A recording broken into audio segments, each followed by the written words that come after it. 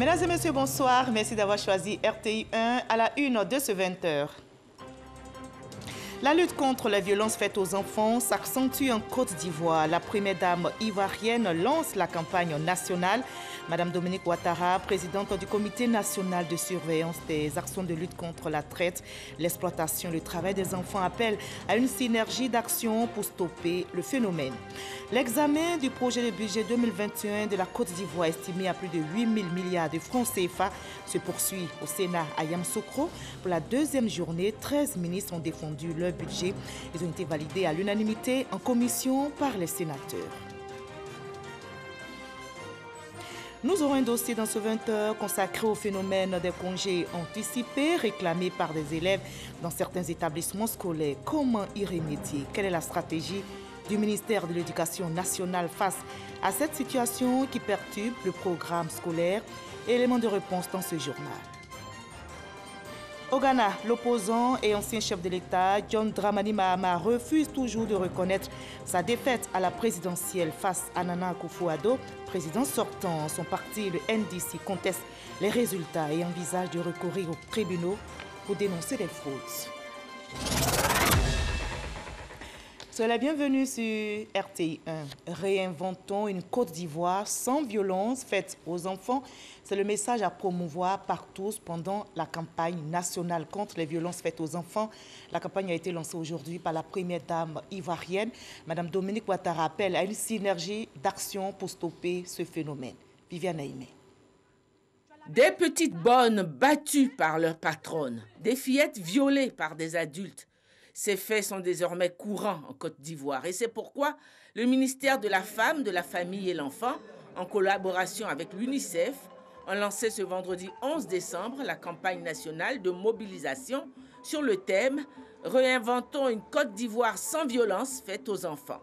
Le lancement de cette campagne de mobilisation bénéficiait du parrainage de la première dame de Côte d'Ivoire, Dominique Ouattara, saluée pour ses nombreuses actions en faveur de la protection des femmes et des enfants. Invités à soutenir le gouvernement ivoirien dans cette lutte, les Nations Unies, les partenaires techniques et financiers, les ONG, les entreprises en Côte d'Ivoire. L'UNICEF, engagé aux côtés du gouvernement ivoirien, a lancé un appel à la solidarité de tous pour mettre fin à ces violences. Selon l'enquête nationale sur les violences faites aux enfants et aux jeunes en Côte d'Ivoire 2018, 71% des garçons et 47% des filles ont subi des violences physiques même en tant que bébés. 19% des filles et 11% des garçons ont subi des abus sexuels avant 18 ans. 40% des élèves, garçons et filles, sont physiquement punis par leurs enseignants. La violence existe et elle fait mal. La violence faite aux enfants touche les garçons comme les filles, le milieu rural comme le milieu urbain et toutes les catégories socio-économiques. Toutes mes félicitations à la Côte d'Ivoire, qui est le premier pays francophone ayant réalisé une enquête nationale spécialisée sur la violence faite aux enfants et aux jeunes et qui a rejoint le groupe restreint des pays pionniers au niveau global en matière de lutte contre la violence faite aux enfants. Éradiquer ce phénomène par des actions fortes, si le Parlement des enfants émet ce vœu, le gouvernement de son côté semble également bien déterminé. En février 2020, avec la survenue de la crise sanitaire à coronavirus, nous avons vu que des cas de violence sur enfants ont tristement augmenté. Sous divers prétextes, des adultes ont trop souvent sévèrement battu des enfants. Ils ont abusé d'eux.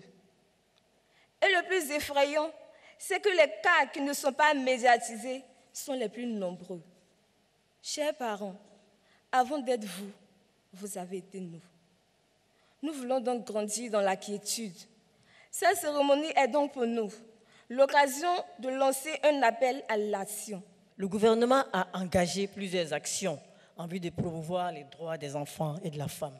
Malgré ces acquis importants, force est de constater que les enfants et les femmes sont confrontés à de multiples formes de violence qui se sont exacerbées avec la crise sanitaire liée à la Covid-19. Cette campagne qui s'ouvre aujourd'hui et qui va se poursuivre toute l'année, il sera question d'informer le grand public sur les actions entreprises par le gouvernement et le Conseil national de surveillance des actions de lutte contre la traite, l'exploitation et le travail des enfants en vue d'endiguer les violences faites aux enfants.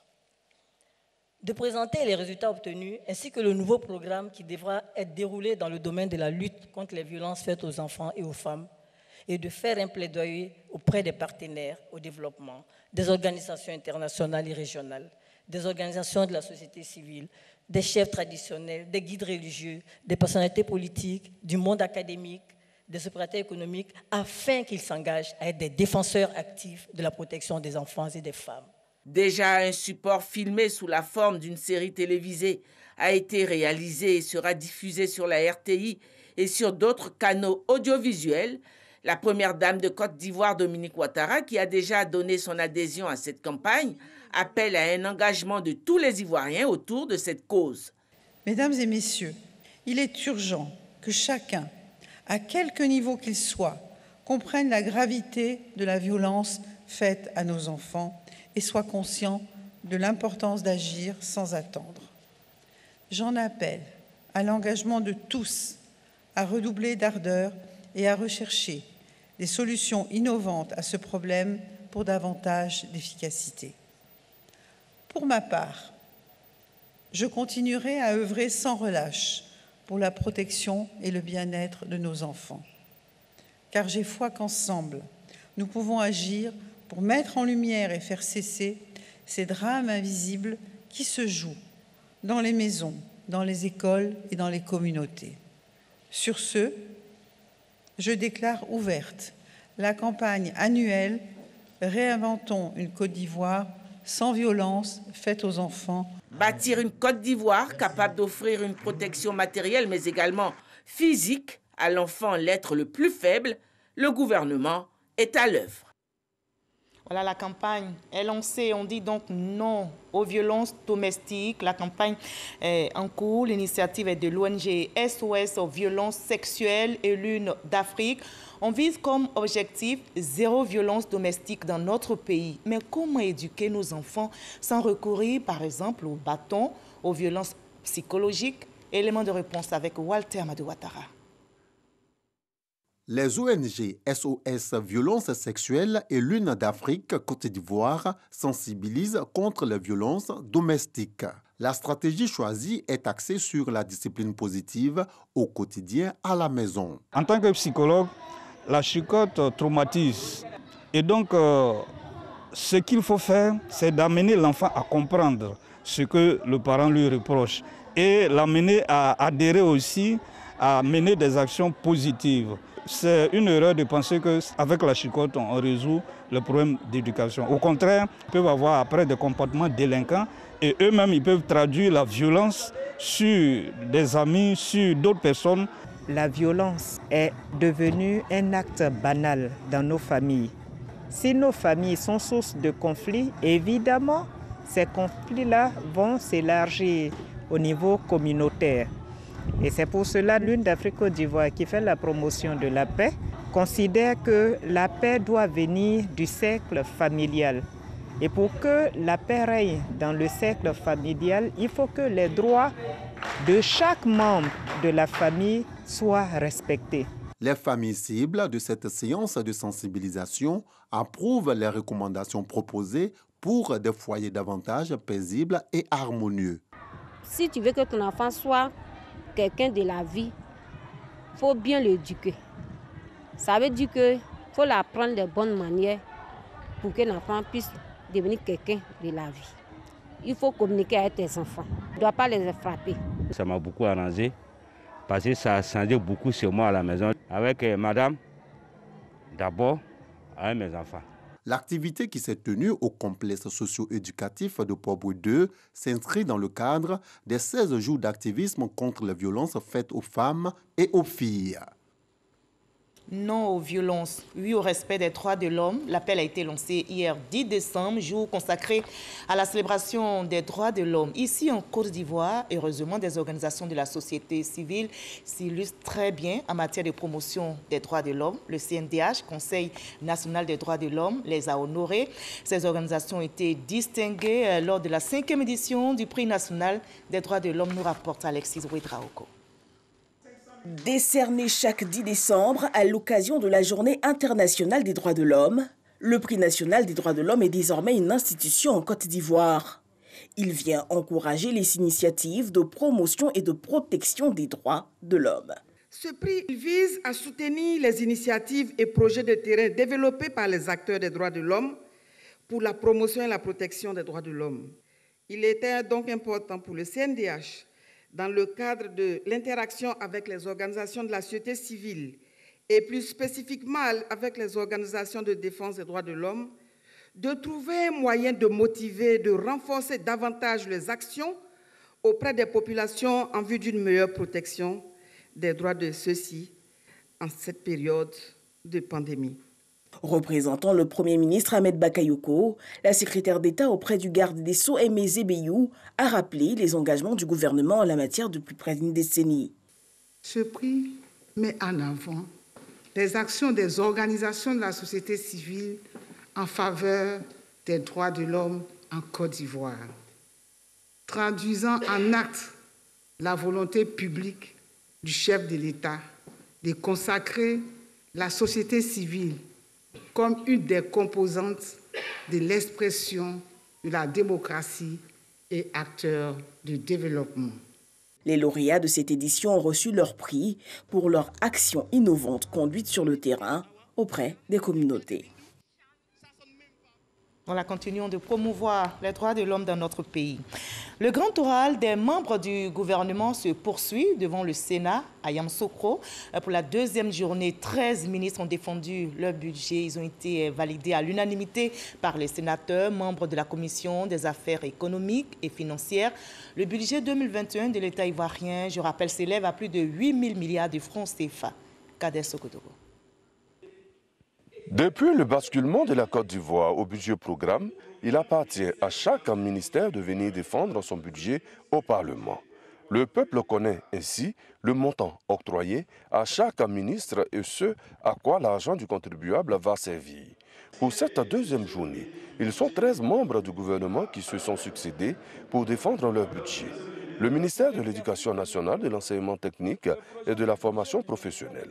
On sera tenté de dire la part du lion, environ 1012 milliards de francs CFA. Il faut savoir que ce montant prend en compte les salaires.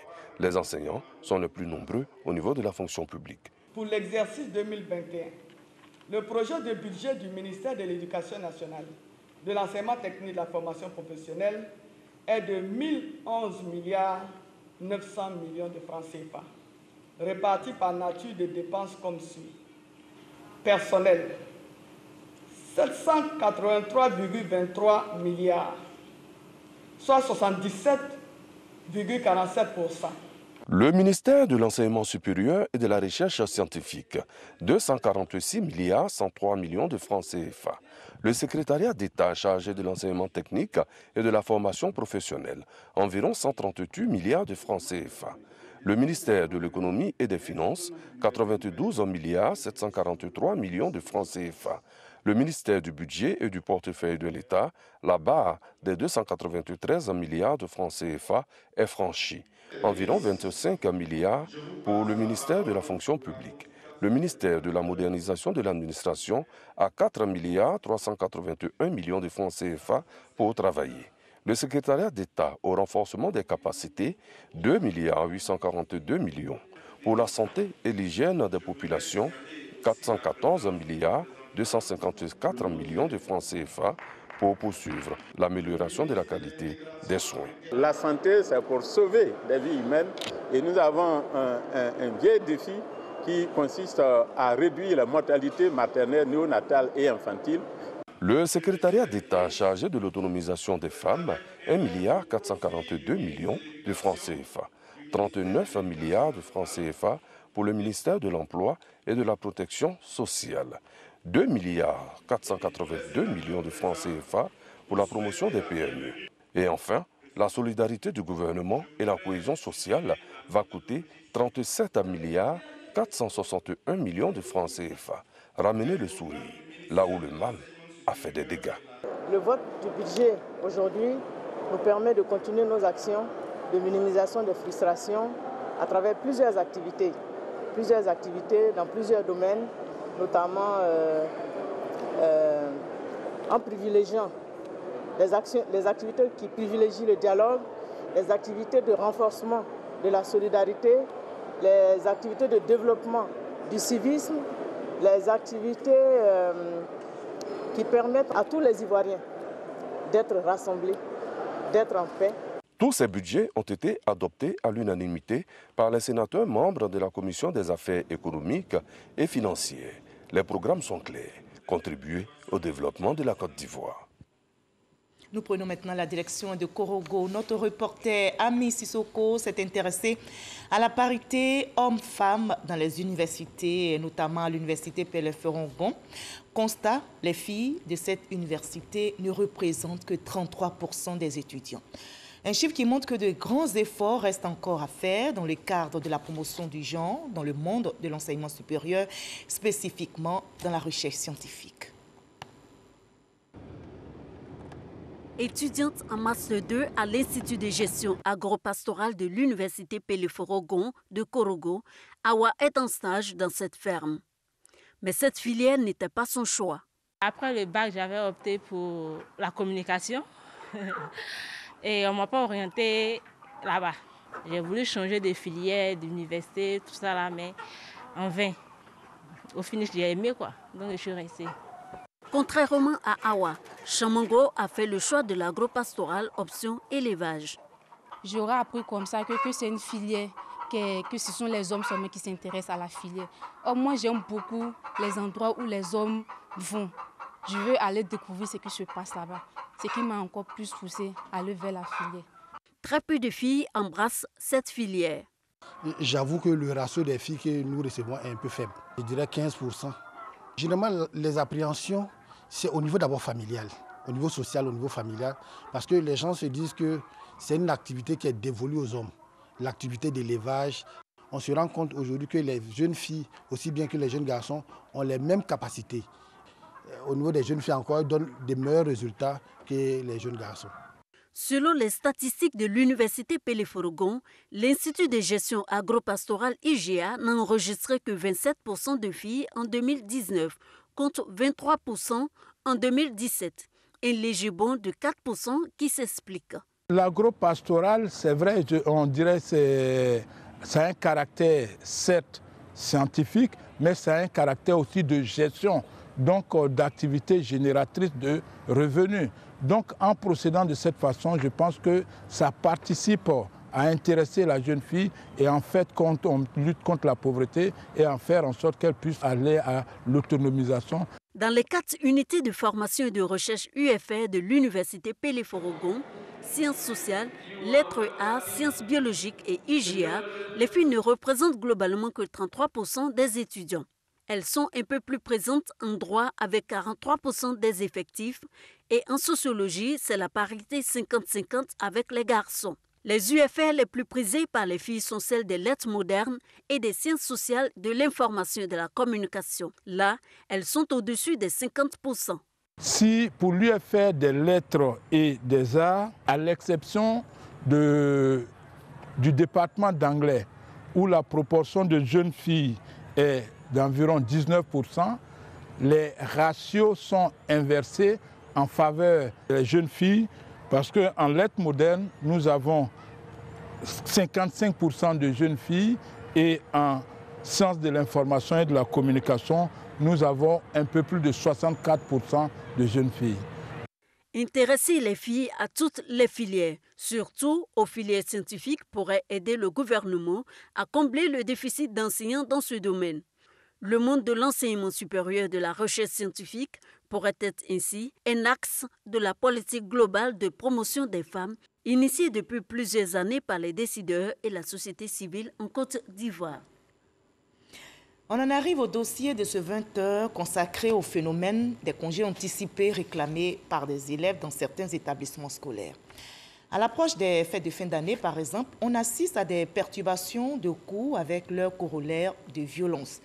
Des élèves à la manœuvre exigent des départs en congé avant les dates déterminées. Mais comment remédier à cette situation qui perdure et impacte négativement le programme scolaire? Quelle est justement la stratégie du ministère de l'Éducation nationale? Élément de réponse dans le dossier de ce 20h signé Sephora Zeki. Grand Laou, ville située à 115 km à l'ouest d'Abidjan. Nous sommes au lycée moderne Arsène à Souan-Ucher, un jour d'école. Mais hélas, les salles de classe sont fermées. Ici, les élèves préfèrent aller plus tôt en congé de Noël et du Nouvel An. Dans la nuit du lundi 7 décembre, environ 200 personnes ont attaqué l'établissement. Administration saccagée, ordinateurs emportés et matériel de travail endommagé en guise de revendication pour des congés anticipés. Nous avons immédiatement fait appel au commissaire de police qui est arrivé une dizaine de minutes après. Et donc avec très rapidement ces éléments, les élèves se sont dispersés.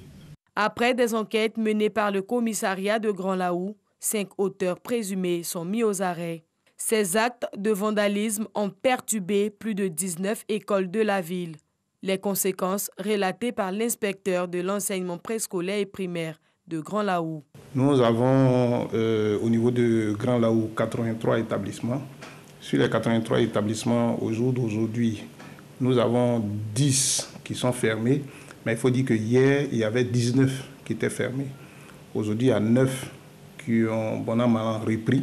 Réunion d'urgence donc avec les parents d'élèves, les autorités administratives, militaires et les enseignants pour trouver une solution. Ce sont les parents qui vont prendre en charge la réparation de tous ces dégâts-là. Le comportement que les enfants ont eu, ils ont eu un mauvais comportement. Donc c'est juste demander pardon. Demander pardon au gouvernement, demander pardon aux enseignants et aux responsables des écoles pour ce que les enfants ont eu comme attitude. Les départs précipités pour les congés de la Noël et du Nouvel An, un phénomène qui a pris de l'ampleur il y a quelques années. Cette année, les chefs d'établissement ont pris des dispositions pour parer à toute éventualité.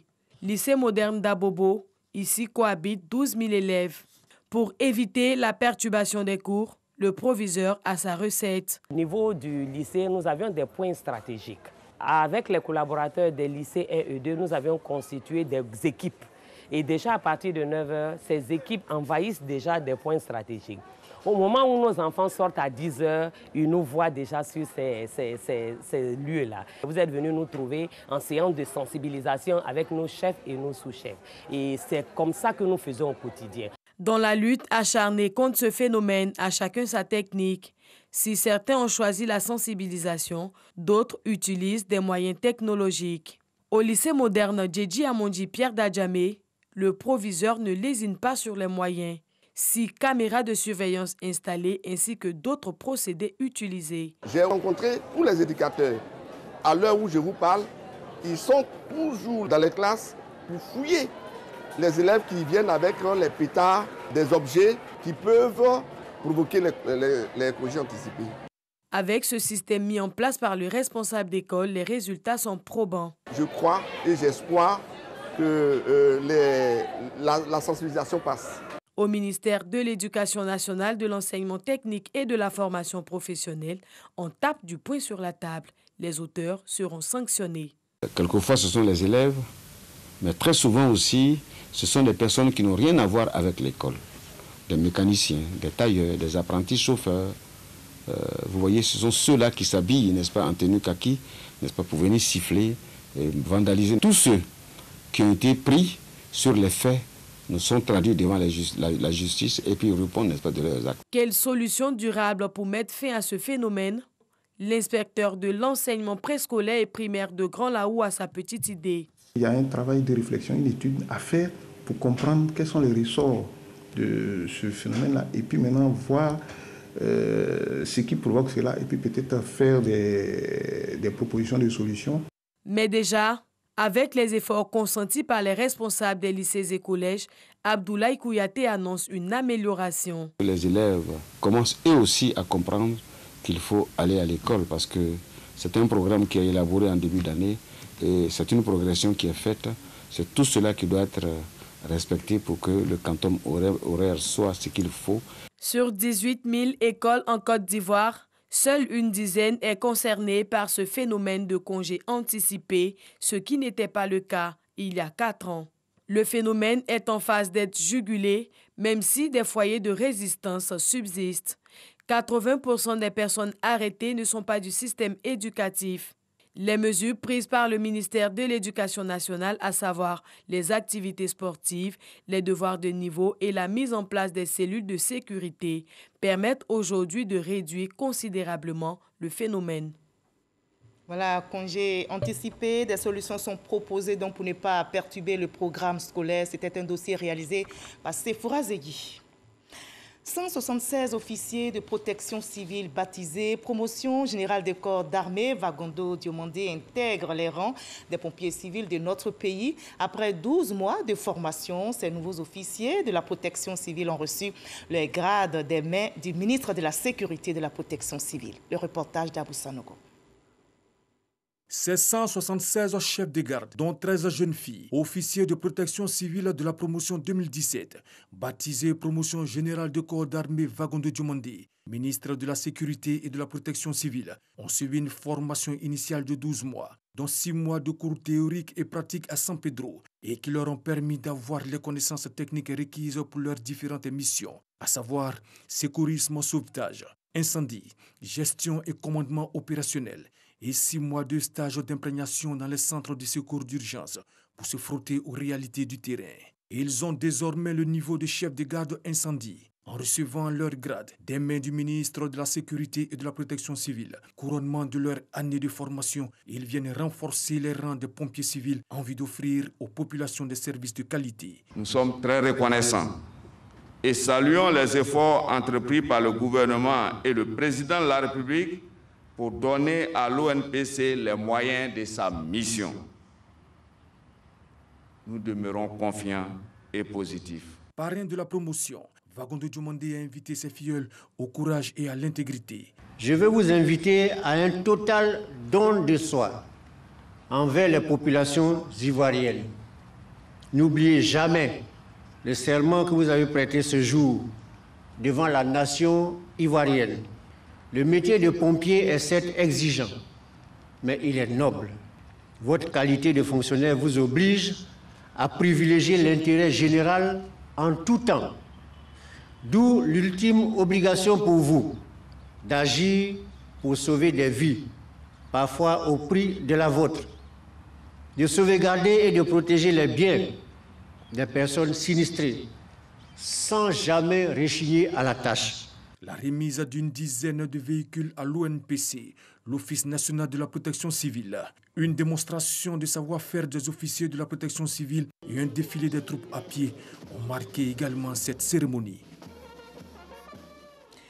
Les fêtes de fin d'année approchent, restons vigilants au volant sur nos routes. L'Office de sécurité routière, OSER, est en campagne pour sensibiliser les conducteurs et usagers de la route. Cette année, la campagne porte surtout sur les transporteurs. L'OSER invite donc à plus de discipline et de responsabilité pour éviter les accidents. Eugène Atobé. Un alcotest remis à la police de sécurité routière.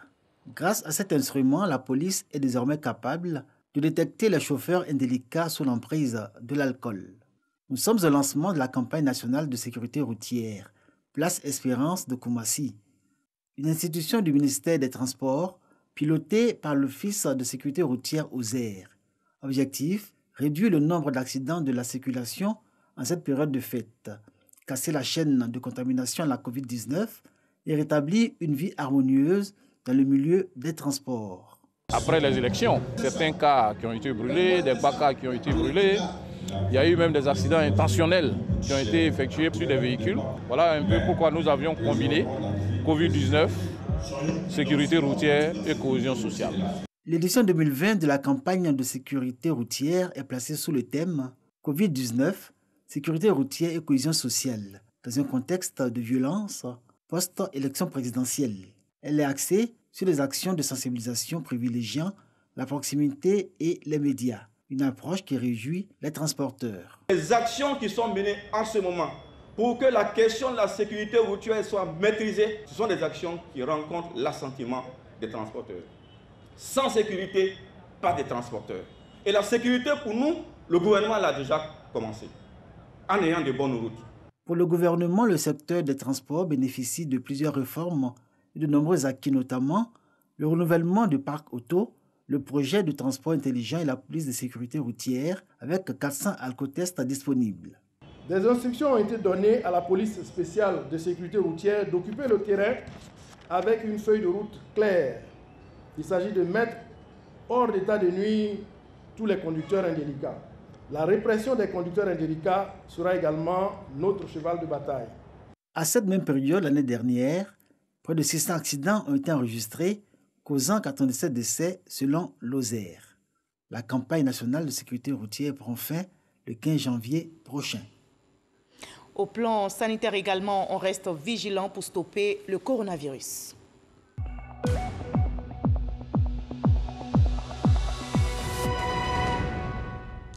Vigilance, le coronavirus circule toujours. Ce vendredi 11 décembre, on dénombre 28 cas confirmés sur 1306 échantillons prélevés, 31 nouvelles guérisons, 0 décès. La Côte d'Ivoire, notre pays, compte à ce jour 251 cas actifs. Restons donc vigilants, continuons de respecter les gestes barrières, préservons notre santé et celle des autres. Et toujours au chapitre santé de ce vendredi se déroule à l'hôpital Mère-Enfant de Bingerville la deuxième mission chirurgicale de pose d'implants cochléaires. Cette mission prend en charge 6 enfants dont l'âge varie entre 5 ans et 6 ans. Ces enfants sont atteints de surdité profonde et ces interventions doivent leur permettre d'entendre. Cette mission est une initiative de la société ivoirienne d'ORL de Côte d'Ivoire soutenue par ses partenaires. Mama Traoré. Ibrahim, Ibé, Ibrahim, vous voyez, il n'entend pas, il n'entend rien.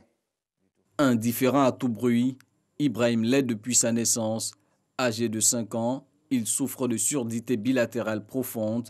C'est très vite que le père a découvert les symptômes de cette pathologie. Je l'ai su parce que j'ai un woofer à la maison. J'ai mis de la musique et j'ai constaté que l'enfant ne réagissait pas. C'est comme ça que je suis et je l'ai conduit à l'hôpital Oufo-Boigny d'Abobo. Et le spécialiste nous a donné un examen, le gramme objectif et puis le tympanogramme. Donc on a fait ces 2 examens. C'est suite à ces 2 examens qu'ils nous ont dit que l'enfant a atteint d'une surdité bilatérale profonde. C'est le remède à la surdité, la pose d'implants cochléaires, un appareil ultra miniaturisé installé lors d'une opération chirurgicale qui permet de restaurer l'audition. Cette technique, aussi délicate que coûteuse, Ibrahim et 5 autres enfants vont en bénéficier à l'hôpital Mère-Enfant Dominique Ouattara de Bingerville. Disposant d'un plateau technique adéquat, l'hôpital abrite la deuxième mission de pose d'implants cochléaires initiée par la société ivoirienne d'ORL et l'entreprise spécialisée Medel. Nous avons des équipements de qualité et du personnel de qualité pour prendre en charge efficacement ces enfants qui sont atteints de surdité. Un enfant de 2 ans ou 3 ans qui n'a jamais entendu, qui est né sourd, quand on l'implante, c'est une nouvelle naissance sensorielle de son audition. Et ensuite, après, commencera la grande étape du réglage et de la rééducation. Si le diagnostic est fait avant l'âge de 3 ans, on pourrait proposer des solutions efficaces qui permettraient aux enfants de parler comme tous les autres enfants, d'avoir un développement scolaire comme les autres enfants et après une insertion socio-professionnelle également comme tous les autres enfants normaux entendants. 6 enfants sont concernés par cette deuxième mission chirurgicale de pose d'implants cochléaires à l'hôpital Mère-Enfant Dominique Ouattara de Bingerville, soit un total de 16 enfants traités depuis la première mission qui s'est tenue au mois de septembre. Voilà, bonne santé à tous ces enfants. L'ambassadeur du Brésil en Côte d'Ivoire est en fin de mission dans notre pays à l'occasion d'une audience accordée par le ministre des Affaires étrangères, Ali Coulibaly. Le diplomate brésilien, qui a été distingué commandeur dans l'ordre national, a dit toute sa fierté d'avoir passé 4 années en terre ivoirienne. Sidonie Davila. L'ambassadeur du Brésil en Côte d'Ivoire, Bruno Luis dos Santos Koboquio, a passé 4 années en Côte d'Ivoire. Au terme de sa mission, il fait ses adieux à un pays qu'il a aimé. Sa rencontre avec le ministre des Affaires étrangères, Ali Koulibaly, est un moment privilégié pour évoquer la coopération entre les 2 États, Côte d'Ivoire, Brésil, mais aussi de parler sport, une passion que partagent ces 2 pays. J'ai eu que de moments heureux ici. Le peuple ivoirien, c'est d'une gentillesse extrême. Jamais j'ai eu un seul problème avec quiconque. Il y a toujours le sourire et tout. C'est un peuple qui aime le Brésil. On le voit les enfants avec le maillot de la sélection brésilienne. Et maintenant, moi, je pars avec le maillot de la sélection de la Côte d'Ivoire. Nous sommes très heureux de lui témoigner au moment où il quitte la Côte d'Ivoire notre amitié, parce que le Brésil et la Côte d'Ivoire, ce sont 2 pays qui s'apprécient, des pays qui ont des convergences. Nous savons que l'ambassadeur aura à cœur de nous aider à renforcer nos relations avec le Brésil. L'ambassadeur Bruno Luis dos Santos a été fait commandeur de l'Ordre national par le ministère des Affaires étrangères. En plus de cette distinction, un lot de présents lui a été remis en guise de reconnaissance. C'est en 2016 que l'ambassadeur brésilien a présenté ses lettres de créance au président de la République, Alassane Ouattara. Après la Côte d'Ivoire, c'est au Sénégal que le diplomate brésilien posera ses valises.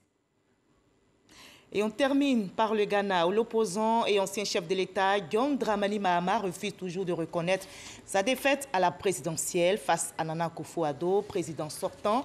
Son parti, le NDC, conteste les résultats et envisage de recourir aux tribunaux pour dénoncer des fraudes.